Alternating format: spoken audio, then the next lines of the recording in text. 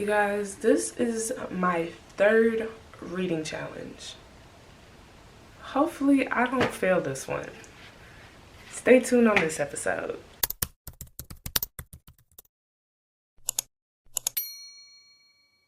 Hey you guys, it's Rihanna. Welcome back to my channel. Today we will be trying one more reading challenge, and that is reading as long as you've been on your phone. So I have my screen time here, and I'm gonna try to read as long as my screen time. So last week's screen time was 6 hours and 34 minutes. I think this is accomplishable. Granted, I'm starting at 11:15, so wish me luck. Today with the first book, we have a couple of books because we headed to the library, so we got like 4 books, so it's not like we're gonna run out of books this time. Actually, we didn't run out of books any of the times, but some of them was just on my iPad and I didn't want that. So first we're gonna start off with By the Book by Jasmine Guillory. I think that's her name. Basically, this book, without spoiling it too much, was collaboration with Disney. It's a contemporary version of classic Disney stories. This comes from like a 3-part book series. The first one was the modern adaptation of Cinderella. This one, you guys maybe could tell, is the modern adaptation of Beauty and the Beast. And then I think the last book is The Little Mermaid. But this one, what gave it away from the beginning is, first of all, look at the book cover.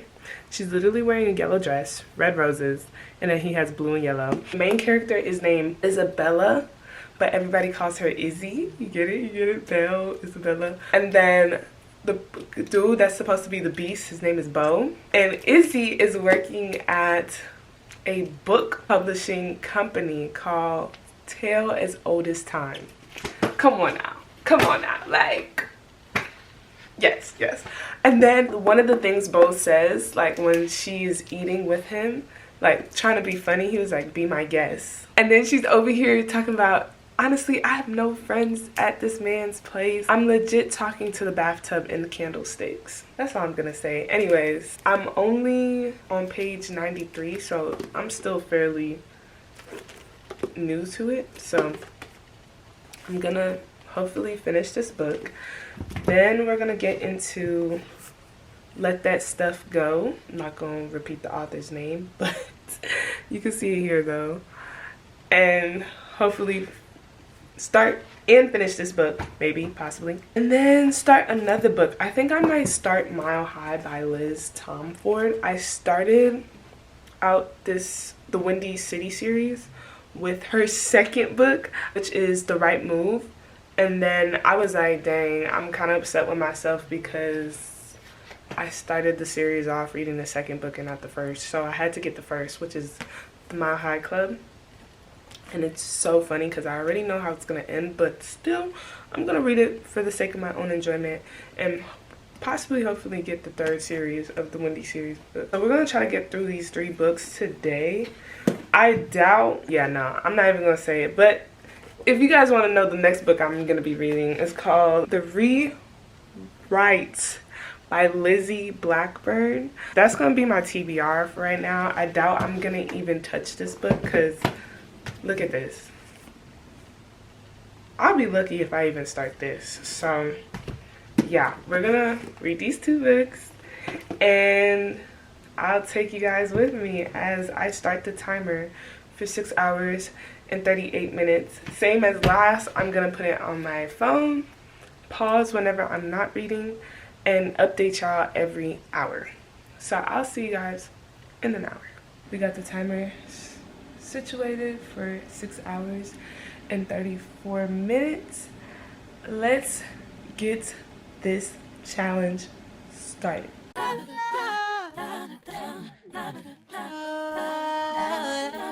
Arnett, you ready?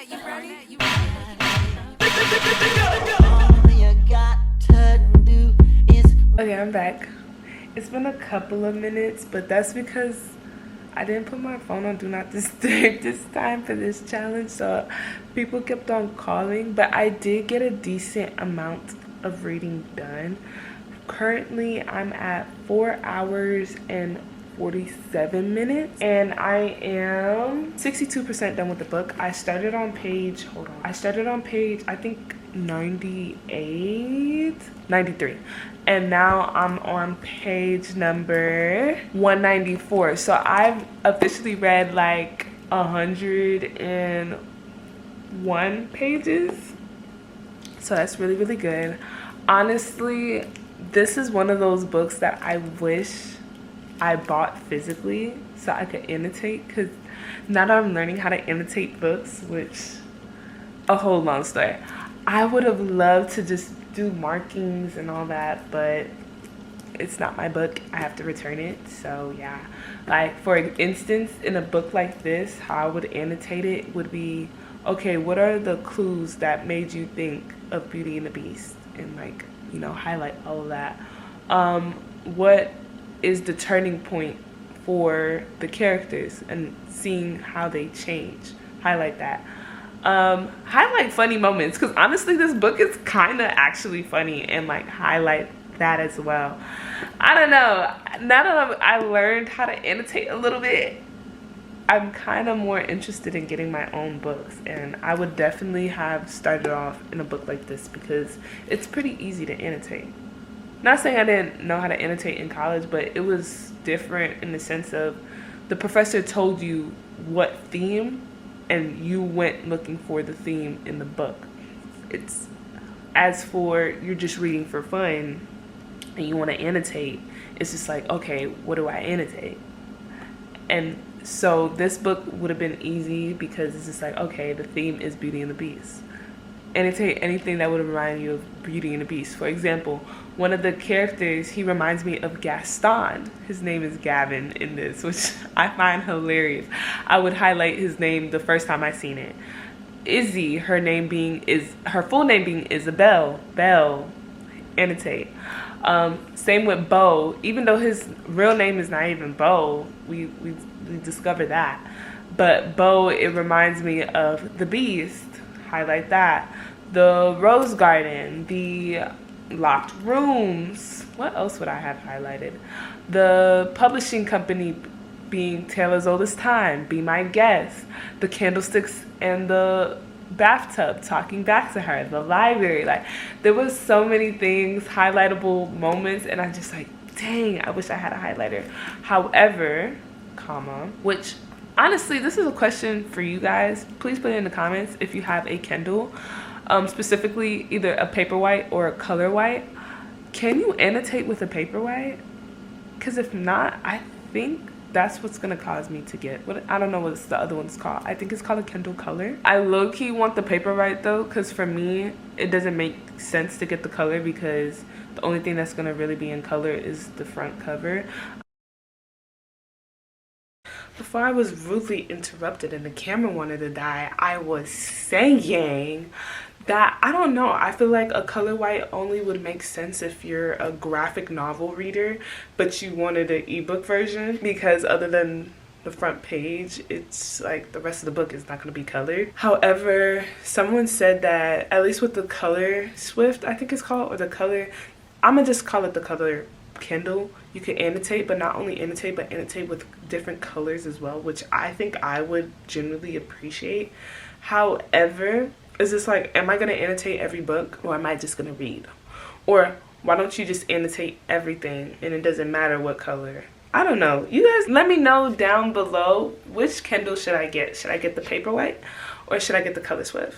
Because I guess I'm happy that I didn't make an impulsive buy and just buy the Kindle, because now I'm over here thinking like, dang, I don't know which one I should get. So let me know in the comments down below, which e-reader should I get? But let me get back into the book and see if I could, I'm not going to say finish it in this round, but definitely get farther than I am now.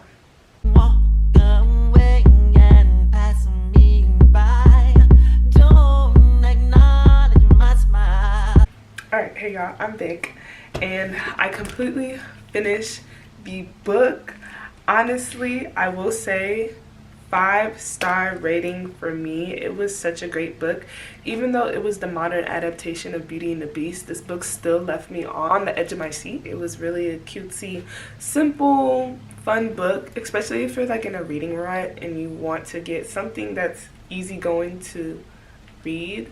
I would say start out with this book. Next, I'm gonna read Let That Ish Go. I am 2 minutes. I said 2 minutes? 2 hours, 22 minutes and 42 seconds left on the timers, and it's 5:48. So I think it's safe to say I might actually accomplish this challenge. This might be the first challenge I actually succeed in. Could we just a round of applause, because y'all when I tell you there has not been one challenge I've actually accomplished. So the fact that the screen time challenge might be the first challenge I've actually, book challenge I should say, accomplished. So yeah, I do recommend the modern day adaptation of Beauty and the Beast. Even though we all know the classic story, it still was different and left you thinking like what's going to happen next, especially between Izzy and Bo. I was confused about them until legit the very end. So yes, if you guys want a simple and easy read, pick this up. When I try to say hello to you, yeah. It is currently 7:12 and I still got an hour, 21 minutes and 33 seconds on the timer. So far so good. I realized why me and self-help books kind of have a problem.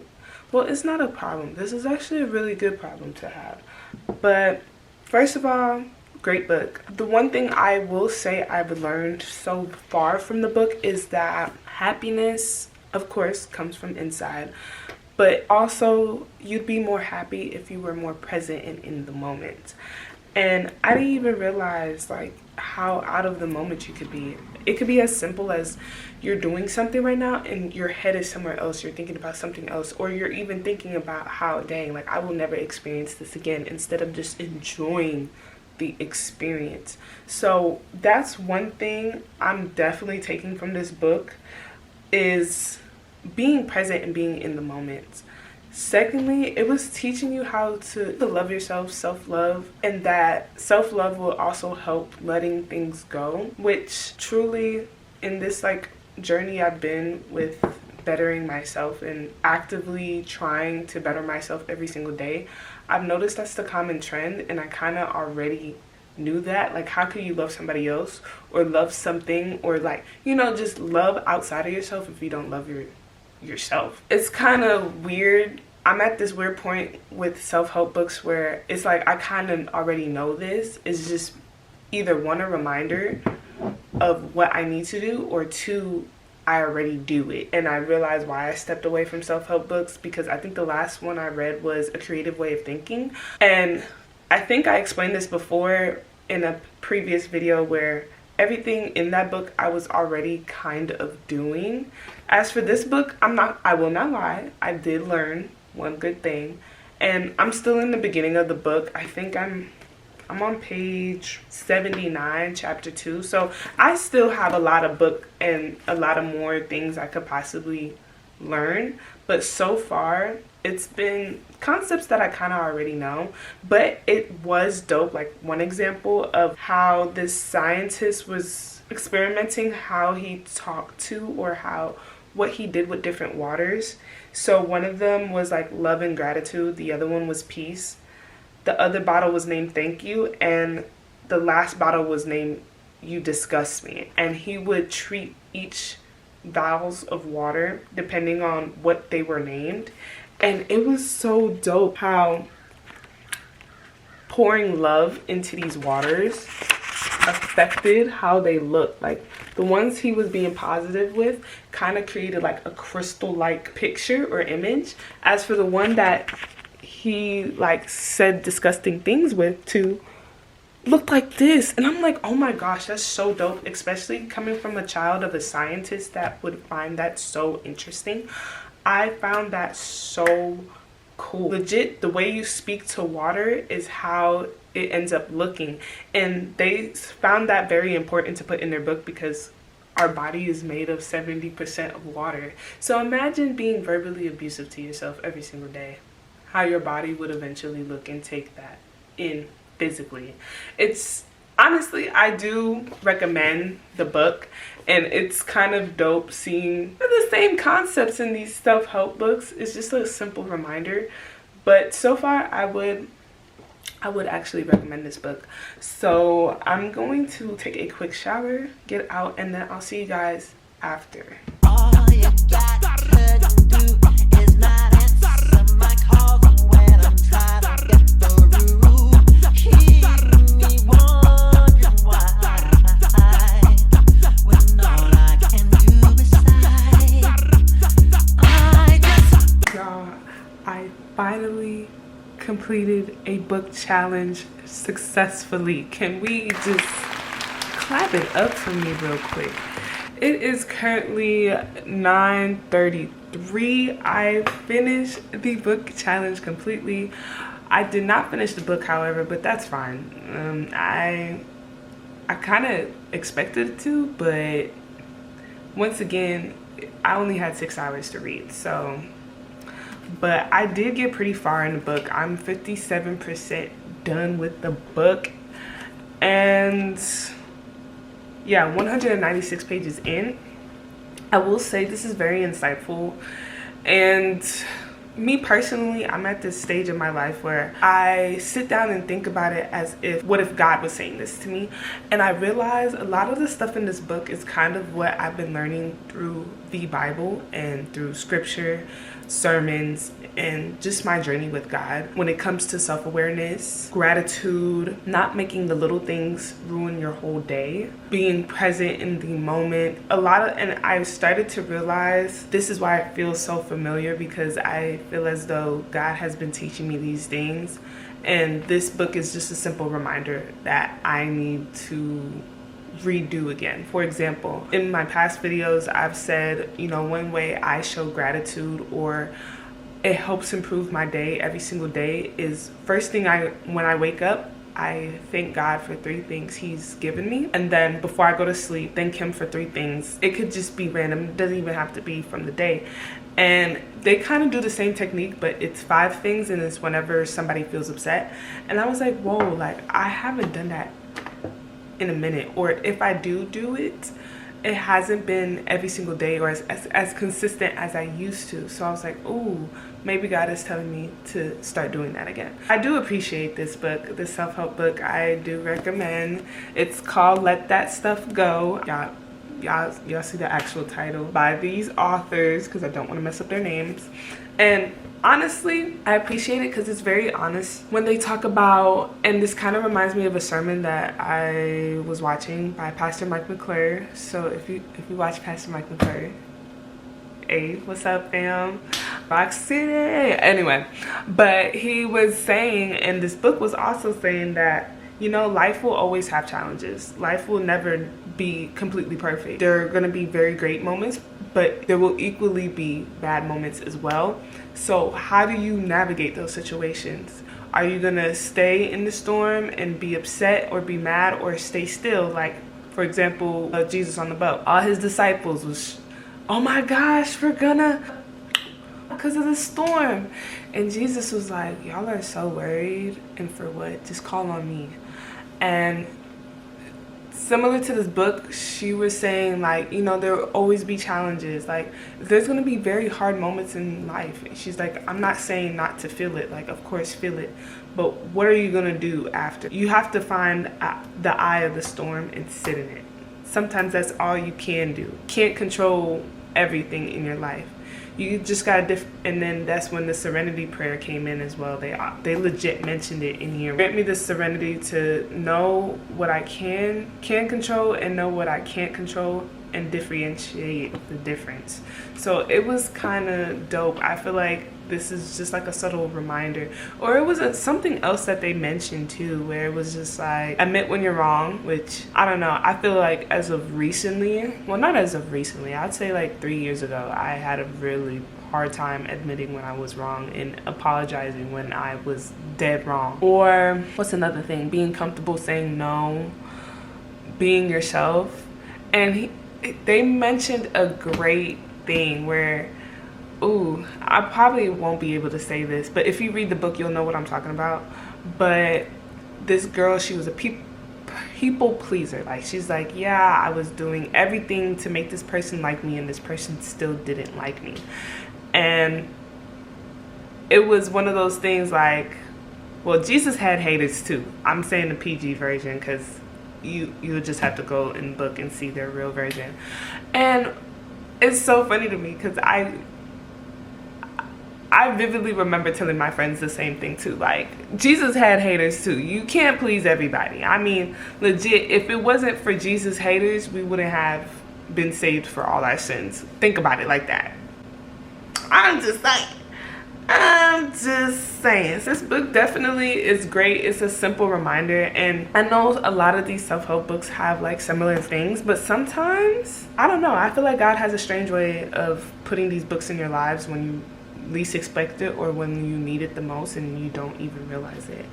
But I do like this book. I'm definitely gonna finish it. But anyways, thank you guys so much for watching my video. If you guys made it this far, let me know what books are on your TBR. Like, what's the next book that you would probably want to see me read? And yeah, I'll see you guys next time. Bye, my loves.